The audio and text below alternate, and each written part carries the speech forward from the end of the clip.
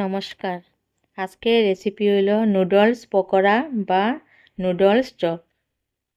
প্রথমে আমরা নুডলসগুলো বয়েল করে নিব।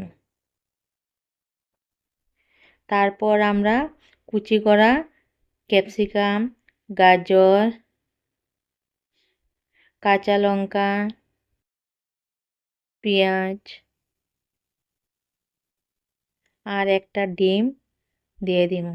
তার মধ্যে আমরা 1/4 টেবিল স্পুন হলদি গুঁড়া আর স্বাদ অনুযায়ী লবণ, প্রয়োজন মতো কর্নফ্লাওয়ার, 1/2 টেবিল স্পুন গরম মশলা, 1/2 টেবিল স্পুন চাট মশলা দিয়ে ভালো করে আমরা মিক্সড করে নেব।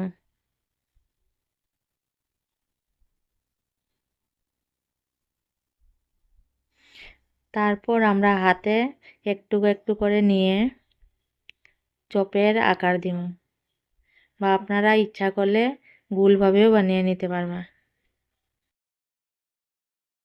ওইভাবে আমরা সব পকোড়াগুলা রেডি করে নেব।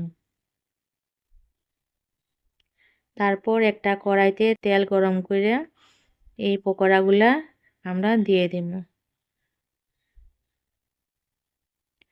তারপর আমরা দুই সাইড ভালো করে ভাজা নেব। পকোড়াগুলো আমরা লাল লাল করে ভাজা নেব। এইভাবে আমরা উল্টে পাল্টে ভালো করে চারিদিক যাতে ভাজা হয় এইভাবেই আমরা ভাজা নেব।